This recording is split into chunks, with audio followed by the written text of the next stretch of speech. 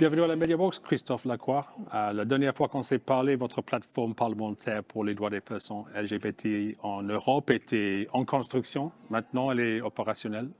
Quels sont les résultats? Oui, elle est opérationnelle. Nous avons déjà eu plusieurs réunions.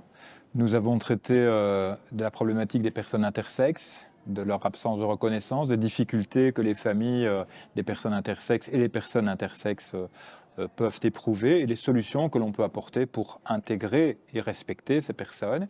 Nous avons également travaillé sur les demandeurs d'asile et les réfugiés LGBTI, en sachant que c'est compliqué quand ils arrivent dans un pays comme LGBTI, ils doivent se faire enregistrer, les procédures administratives ne sont pas toujours adaptées aux personnes LGBTI, il faut venir et avoir le courage de dire qu'on est LGBTI, alors que parfois on a fui un pays justement parce qu'on était LGBTI. D'autre part, il y a le fait qu'on se retrouve souvent dans des centres où on est placé par les États d'accueil avec les populations de son propre pays qu'on a fui. Donc on peut subir des brimades, des oppressions, alors qu'on a fui le pays.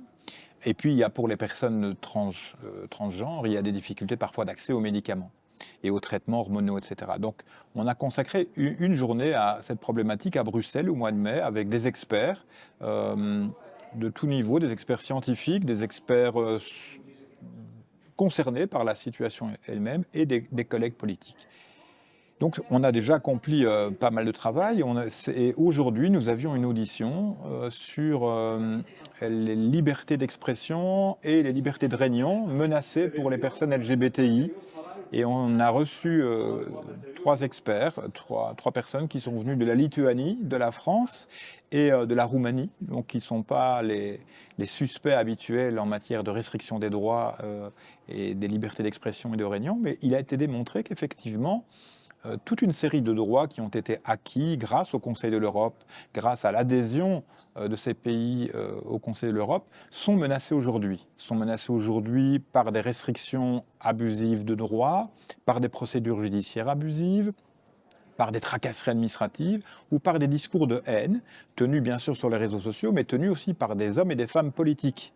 Et donc il y a un mouvement conservateur anti-progressiste qui est en train de se fédérer à travers l'Europe et même à travers le monde, qui est extrêmement bien financé et qui s'attaque aux droits non seulement des femmes, je veux parler de l'avortement par exemple, mais aussi aux droits des LGBTI. Et donc je crois qu'à travers le Conseil de l'Europe et son assemblée parlementaire, on doit être attentif.